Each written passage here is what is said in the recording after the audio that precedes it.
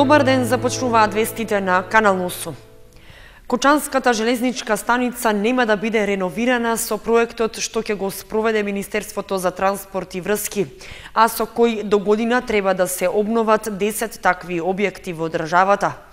За сега нема најави ниту дека се планира реконструкција на пругата до Велес. Железничката станица во Кочани понатаму останува слепо црево на железничката мрежа во Македонија. Објектот нема да го менува внатрешното и надворешното уредување, затоа што не влезе во плановите на државата за реновирање и модернизирање на 10 такви објекти, што се најавуваше дека ќе се реализира во текот на наредната година. Ке нема ниту реконструкција на железничката пруга до Велес, со што би се овозможил побрз и побезбеден транспорт на патници и стока. Кочанската железничка станица не видела позначено подновување повеќе од 4 децении, а дел од опремата и инсталацијата е уште од поодамна. Заложбите за модернизација на железничкиот транспорт и инфраструктурата, што се најавуваат од ресорното министерство и од јавното претпријатие Македонски железници, ќе ја заобиколат последната станица на делницата што води кон Источна Македонија. Со тоа во прашање се става и можноста до неа да се обраќаат новите возови што е планирано да се набават до година. Така и жителите од овој дел на државата нема да го почувствуваат осовременувањето и модернизирањето на железницата, како и набавката на 6 нови патнички возови, иако тоа се оценува како капитална инвестиција во последните 4 децении. Сметам дека ќе се случи една, би рекол, мала револуција во промената на имиџот на нашата компанија, затоа што мораме да признаеме дека сегашниот имиџ на нашата компанија е малку лош заради средствата кои што ги имаме во изминатите 30-40 години се стари, тешко се одржуваат, многу често се предизвикуваат дефекти на самите средства. Меѓутоа ова ќе значи еден прв чекор во промена на тој имиџ на позитивно и дека тоа ќе значи зголемување на искористувањето на средствата на Македонски железници и транспорт. Според најавите од Министерството за транспорт и врски, до година ќе се реконструираат железничките станици по коридорот 10, вклучувајќи го и кракот кон Битола, додека делницата кон Кочани не е влезена во проектот. Со него целосно ќе се менува водоводната и електричната инсталација, ќе се ставаат системи за противпожарна заштита, ќе се обновуваат крововите, подовите и фасадите, а ќе се инсталираат и уреди за грејење и ладење, додека објектите ќе добијат нови тоалети. Кочанската железничка станица ќе почека подобри времиња. Откриен е нов случај на пуштање фалсификувани евра во оптек во Кочани. По откривањето, сторителот е пријавен во Кочанската полиција, која го испитува случајот. Полициската станица поднесе кривична пријава против 19-годишниот ДД од Кочани, затоа што се обидел во менувачница во градот да размени банкнота во апоен од 200 евра. Според полицијата, кочанецот банкнотата ја набавил од непознато лице, со намера истата да ја пушти во оптек како вистинска. Настанот се случил на 29 минатиот месец, при што осумничениот влегол во минувачницата и надевајќи се дека фалсификатот нема да биде забележан, побарал во замена да добие соодветна денарска противвредност. Откако вработениот во минувачницата направил контрола со соодветен уред, забележал дека таа не е оригинална, пошто случајот го пријавил во полиција. Во постапката банкнотата е одземена со потврда за привремено одземени предмети и е доставена за вештачење до секторот за кримтехника. Против 19-годишниот ДД е поднесена пријава за сторено кривично дело фалсификување пари. Ова не е изолиран случај на обид за измама со фалсификувани пари. Според анализите на МВР најмногу ги има во банкноти од 50 и 100 евра, како и од 500 и 1000 денари. Во изминатите 9 месеци од оваа година во градовите од Источна Македонија фалсификувани пари во оптек биле откриени најмалку 5 пати. По повод 23 октомври, денот на македонската револуционерна борба, градоначалникот Радко Димитровски упати честитка до граѓаните на општина Кочани. Формирањето на македонската револуционерна организација пред 121 година е силен мотив да се подсетиме и да им оддадеме почит на сите кои се бореа, го дадоа својот живот и ја поддржаа македонската револуционерна борба. Борбата за политичка и социјална слобода за Македонија е визијата што обедини граѓани од различни социјални слоеви, со различна верска и етничка припадност. 23 октомври е символ на континуитетот на организираната борба на македонскиот народ за стекнување сопствена независна држава Македонија. Пораката на посветеност и целосна приврзаност кон идеалите од кои се раководеа борците за Македонија ја спојуваме со идеалите од кои денес се раководи Република Македонија, да гради посилна, побогата држава со поквалитетен живот за сите граѓани, се вели во честитката од градоначалникот Димитровски. В петок Основниот суд Кочани ќе го одбележи Европскиот ден на граѓанска правда. По тој повод ќе се реализира отворен ден за посета на објектот и контакт со претседателот на судот. Основниот суд Кочани в петок ќе ги отвори своите врати за граѓаните. Повод за тоа е одбележувањето на Европскиот ден на граѓанска правда, што како практика во Македонија се спроведува веќе 5-та година.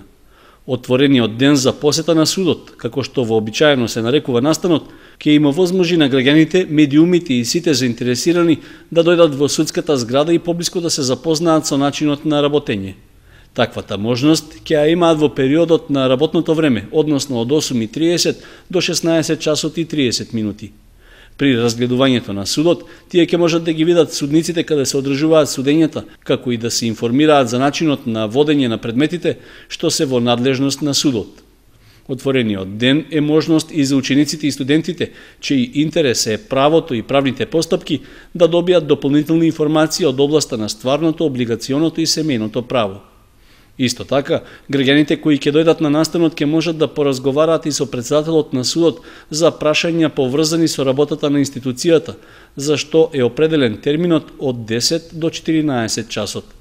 Реализирањето на отворениот ден е со намера да се обезбеди јавност и транспарентност на работата на Основниот суд Кочани.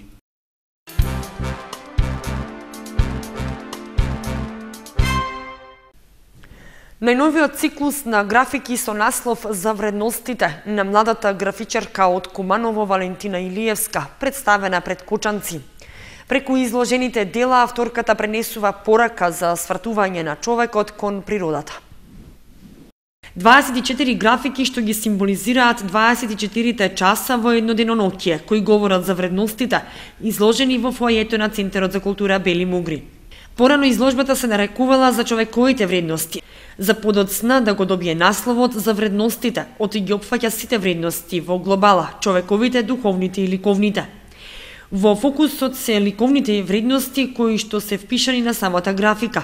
Говорат на графичкиот јазик преку техниките на линорез и дрворез и нивна комбинација. Тука се представени највеќе почетните оние ликовни елементи и принципи, самата линија, точка, доградење на самата форма и просторот и времето кај што се сконцентрира на графиката. Се говори за самите вредности и највеќе што е застапено е тука е сината коцка, каде што таа е еден постамент на човекот, символ за самиот човек. Сината боја го представува оноа интуитивното, оноа материјалното, каде што човекот не може без вода и воздух, а тоа се манифестира низ самата сина боја, каде што небото е сино и водата е сина. Во самата христијанска уметност е застапена и триаголникот, каде што е представено самото божество. Топката е представена самиот универзум, а додека за човекот ја избрав коцката. Илиевска со изложбата во Кочани гостува за прв пат, но во Македонија е представена досега 6 пати. Инспирација за сликање на Илиевска и бил човекот и преку делата праќа порака човекот да се сврти кон природата и да се истакне божественото и човечкото што го поседуваат луѓето. Авторката Валентина Илиевска дипломирала на Факултетот за ликовни уметности во Скопје, оддел графика и графички техники, во класата на професор Мирко Вујсик, со насока конзервација и реставрација, кај професор Невенка Величковска и професор Момчило Трајковски. Моментално е на постдипломски студии на оддел ѕидно сликарство. Изложбата представува продолжување на незината претходна истражувачка работа на полето на комуникацијските можности на апстрактниот графички јазик. Пред присутните осврт кон изложбата даде историчарот на уметноста Роберт Цветковски, кој рече дека Илиевска во своите визуелни истражувања се движи кон освојување на нови графички пространства, несебично делејќи ги своите визии со љубителите на графичката уметност. Дела на познатиот уметник Владимир Темков изложени и пред виничката публика. Изложбата во Виница, која е во организација на Домот на културата Тошо Арсов, ќе биде отворена 10 дена.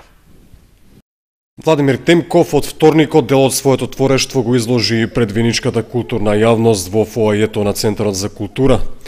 Музички вовед за комплетно доживување на уметноста на сликарот Темков, кој тредиценискиот јубилеј го одбележува со изложби и низ помалите населени места. Пред виничани ексклузивно понуди комплетно нов опус од своето творештво. Текнува од Тиквешијата. Инаку Тиквешијата како крај е плоден терен за многу уметници. Ќе набравам неколку од нив: Петар Мазев, Игор Чемерски, потоа Ана Темкова, потоа скулпторот Глигор Стефанов. Владимир Темков уште на почетокот на својата ликовна дейност има автентичност во творењето. Ќе препознаете во неговите дела уште во почетокот, значи го следи свој собствен пат на една висока, длабока експресија во цртежот и во изразувањето. Посебно карактеристично во неговите дела е што и колоритот исто така на Тиквешијата е застапен. Делата зборуваат за мене и мојот стил на изразување, вели Темков, кој минатата година имаше грандиозна изложба во Скопје и уште неколку други градови во странство, а изложбата во Виница е само дел од истата. Пред виничката публика се изложени дела за прв пат. 30 години за еден автор не е многу, ама не е ни малку. Че се навратим назад, значи на ова изложба што беше представена 30 годишно творештво, беа поставени над 280 дела, земени, значи од 84 година, па сите циклуси, значи по делот од тие слики. И во главном експресионизмот е застапен како техника, како начин на сликање, со премена на фигуративност во моето сликарство. И сигурно дека делот на графиката, која што е моја специјалност, зазема големо место, поготово и последниот цикл. Владимир Темков реализираше многу проекти и интервенции во областа на уметноста, учествувал на повеќе меѓународни конференции, а изложбата 30 години ликовно творештво е представена и во Њујорк за време на неговиот студиски престој таму. Изложбата во Виница, што е во организација на Домот на културата Тошо Арсов, ќе биде отворена 10 дена. Следниот караван од проектот Почувствувај Македонија со 6-то сетило Срцето ќе се одржи во селото Блатец. Станува збор за проект на Друштвото на писатели на Македонија и младинската организација Почувствувај Македонија. Друштвото на писатели на Македонија и младинската организација Почувствувај Македонија соопштија дека 8-миот поетски караван при проектот Почувствувај Македонија со 6-то сетило Срцето ќе се одржи во Виница на 26 октомври во манастирот Свети Ѓорги во селото Блатец во 12 часот. Претходните поетски каравани се одржаа во Дебар, Охрид, Прилеп, Штип, Новаци, Гостивар и Струмица. На овој настан со својата поезија ќе се представат Глигор Стојковски, Ивица Джепаровски, Михаил Ренџов, Павлина Климкар Мејанџиева, Иван Чаповски и Милош Линдро. Програмата на овој настан ќе биде збогатена со изведба на актерот Мите Грозданов на монодрамата Одбраната на Свети Кирил пред папската столица во Рим и со уште неколку други настапи. Друштвото на писатели на Македонија е професионално здружение на писателите, формирано во 1947 година од страна на 8 писатели: Васил Илјовски, Славко Јаневски, Блаже Коневски, Ристо Крле, Владо Малевски, Димитар Митрев, Иван Точко, Коле Чашуле и Јацо Шопов. Прв председател е Блаже Коневски. Председател на Друштвото на писатели на Македонија во 2 мандати бил и Гане Тодоровски од 69-та до 71-та и од 1985-та до 1986-та година. Друштвото го издава исписанието Стожер. Од 29 октомври до 1 ноември во Центарот за култура Бели Мугри ќе биде прикажан филмот До Балчак. Станува збор за необична приказна стара 100 години, која делува современо, актуелно и провокативно, поради повторувањето на историјата, испреплетена со силни емоции и разгорени страсти.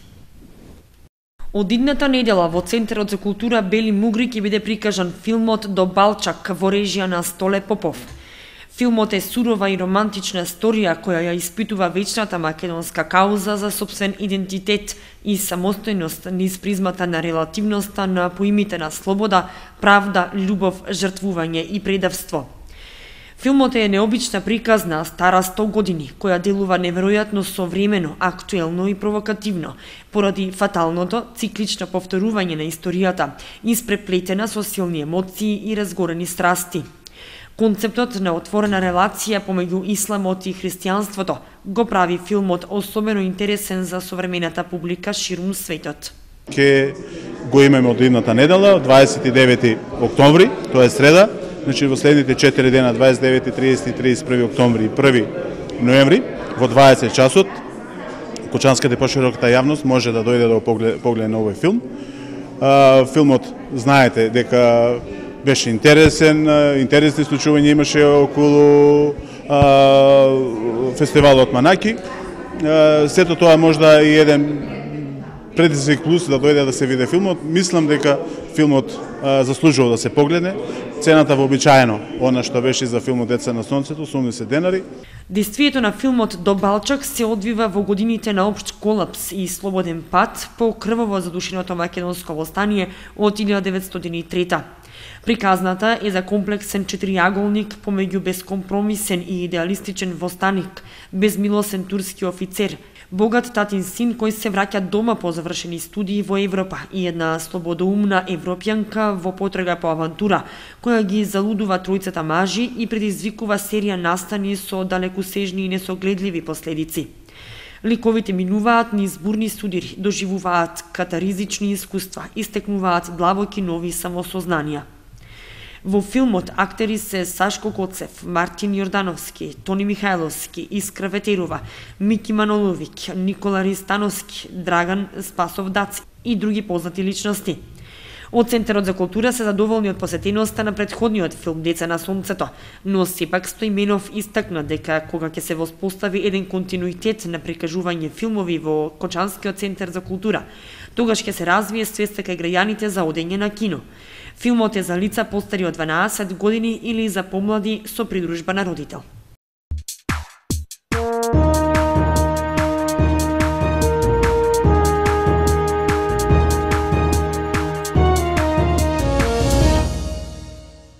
И за крајот вестите проследете спортската информација. Се отвораат вратите за талентираните и амбициозни спортисти од Виница.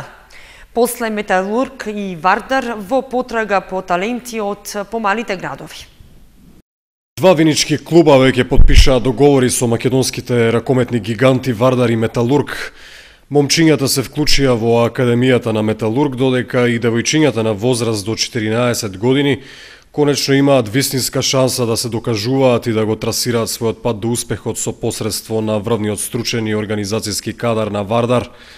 Женскиот ракометен клуб Виница Вардар од почетокот на оваа учебна година започна со тренинзи, подготвувајќи се за одигрување на првите официјални надпревари за кои календарот веќе се изготвува. Ракометниот клуб Вардар на чело со спортски директор Тања Медвед, заедно со работка со Индира Кастратовиќ, формираат проект наречен Страст за ракомет, по кој опфаќа 24 регионални центри низ цела Македонија, по кој учество земаме и ние, Виница, кој за прв пат. Значи, тренираме веќе 2 месеци.